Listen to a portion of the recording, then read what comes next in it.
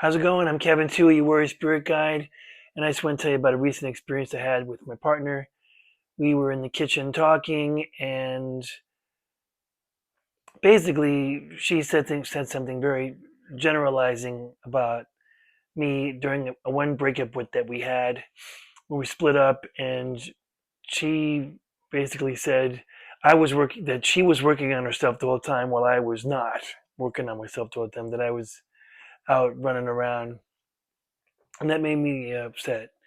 I did not agree, and I felt like it was accusatory and very, generalizing and just not nice. And I got defensive, and I started getting boisterous in my talk. And prior to that, we were laughing and having banter. And my partner, she's a very special person. She's very extremely intuitive, and you know, I can't she's very intuitive. I can't really hide much from her. She's just very, she can see through me. And not all the time, she can be mistaken. And that's how I felt in that moment, that she was mistaken. It's not, what she was saying wasn't true, 100% true. But we were joking and laughing about, she likes to shine the mirror on me. And, you know, we were talking about being vulnerable with other people and how she has problems connecting with women, and she had some tears. And I said, wow, you put the mirror on you for a minute. That's amazing. And then she put it back on me. And so I was just joking about that all morning, about the mirror. And, I'm an easy target, because I'm all over the place. My shit's all over the place. And hers too, but in a different way. And I'm also just not, I don't know what, I don't find myself doing the mirror thing she's doing. She does the mirror thing. I'm not a mirror person. I'm not into mirroring. She's into mirroring. you know. Or she likes to flip it. Like, let me flip it on you, I'll see something about somebody. She goes, oh, yeah, but what about you? You know. And I'll get pissed off because I'm trying to put someone else down. Don't put me down. Don't flip it on me yet. So anyway, things went south when it got put on, the mirror got shined on me and flipped on me. And I started raising my voice, and she got triggered. She goes, let's take a pause. And we pulled out a pen and paper, and both of us took a quick shit list, and changed the whole vibe. And I found myself getting more honest about, what's going on for me. That I'm not just running around trying to, you know, connect with women, for example, like during a breakup, that I'm looking to connect with anybody. I've been in this country for 6 years in the UK, and it's hard to meet people. And I don't know if it's because I'm 58. I don't know if it's because I'm 38 years sober. I don't know if it's because I'm American or because I have ADHD, or maybe I'm too loud or obnoxious. I don't know, but it's been very difficult. And on top of that, I have trust issues, and I don't talk about it a lot. I don't think about it a lot, but I don't trust men, particularly because of, you know, my upbringing. Men weren't trustworthy. They'll, turn on you in a heartbeat. You'll be smiling at you one minute, hitting you the next, or worse. And so I think there is some deep trust issues. I like to be the alpha or whatever, the loudest voice in the room, and I think I've had trouble being vulnerable with men, but I've flipped, speaking of flipping it, I've flipped it around. Like, men are not able to be vulnerable with me, but I'm also guilty of that. Not, and so it makes sense. Why would anyone want to be vulnerable with me? I'm not being as vulnerable. And sometimes it can seem vulnerable just by sharing an uncomfortable story or something, but that's not particular, doesn't mean, like, what I'm saying now feels very vulnerable. I feel a little uncomfortable, uh, not quite teary eyed, but I'm feeling emotional. And, That's not proper guy talk. We're not talking nothing. Um, so yeah, I ended up, like I was saying, I broke down in the kitchen and started crying about my loneliness and how lonely I've been. And although my partner, she's my best friend and I love her, I'm crazy about her. We're very good friends, and I very much enjoy her company. It's just it's different. We are different. The Venus and Mars things, male. Having males as friends and women as friends, it's different.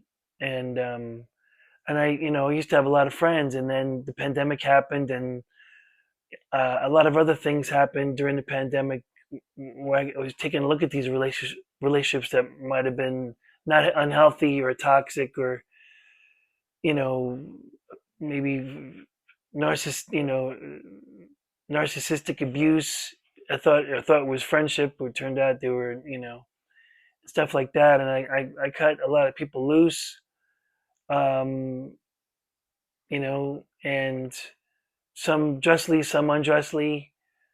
Um, yeah, so I had a good cry about it. I really appreciate my partner. I really do. I don't know who else I would have done that with. And she pushes me into uncomfortable places, and I'm really grateful to her because like I think we all need that. I think we need those kind of relationships. It's not just like yes, yeah, they talk about having yes people around you. You're doing great, everything is great.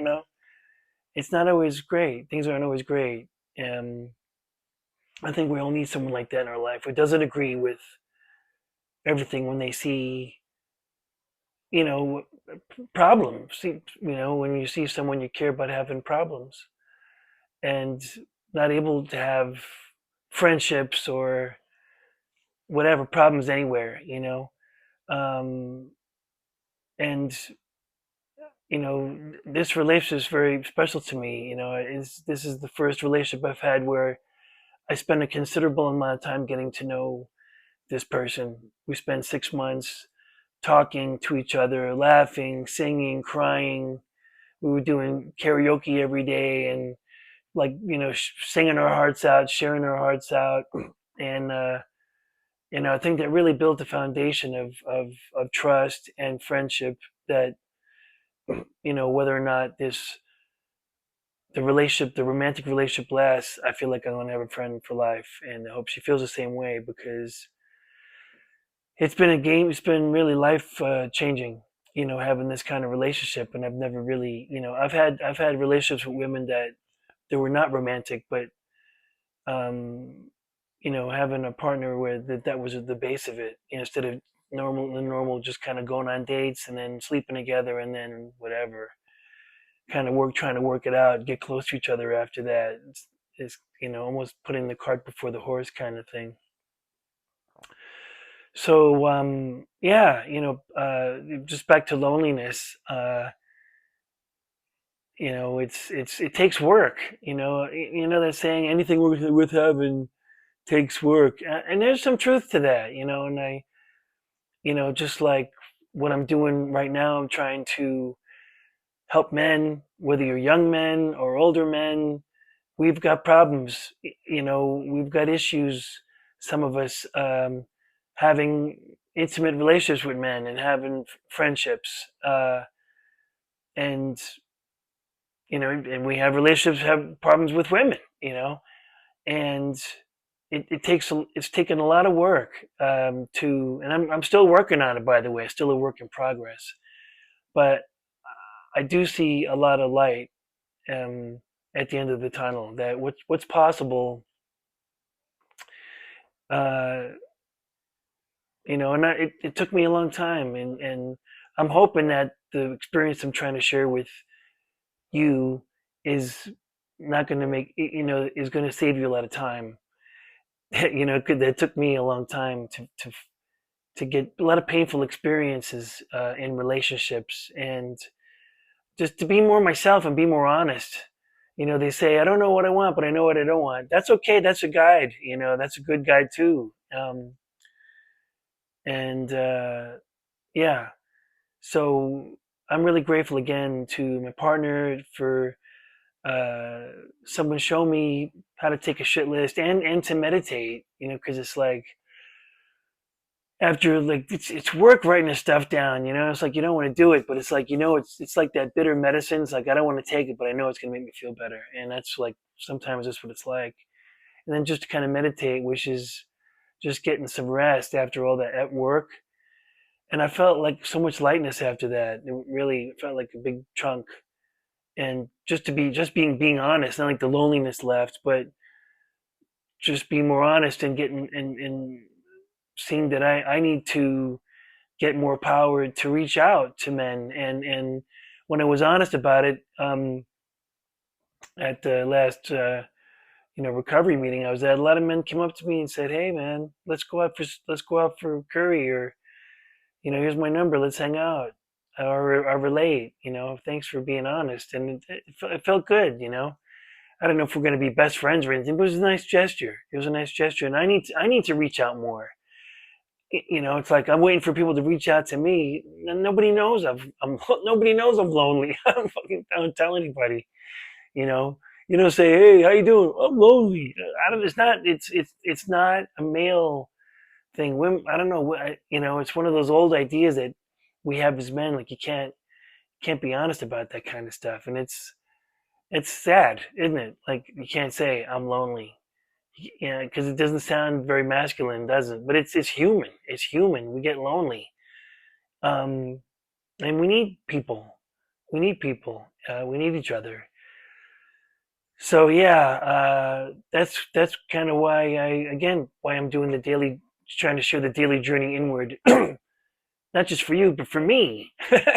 I'm doing this for me too, because I'm trying to reach out and help people, so I can get some help, so I can have some community, so I can connect to other men who are interested in looking at themselves and being vulnerable. Because that's who I want to be around. I want to be around men who are willing to be vulnerable, willing to look at themselves, willing to work on themselves. That's the kind of friends I want. It's the kind of friends I need.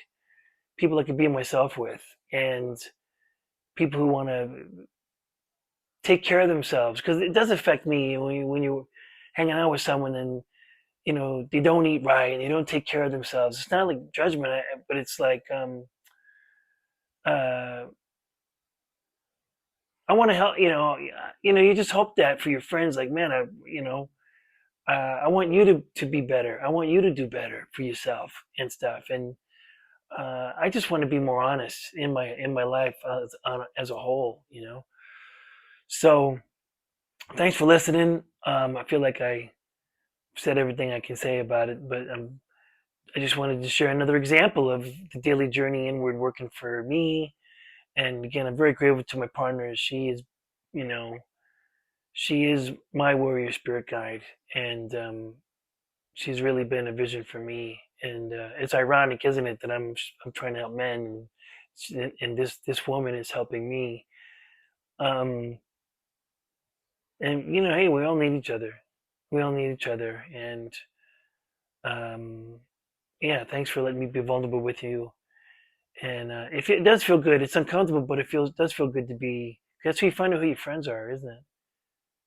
You find out who your friends are by being honest, by being vulnerable, and by writing down my fears and resentments as they come up, upon awakening, and as they come up, and meditating and sharing it with someone, um, and doing all those other things I talk about, connecting, helping others, being kind.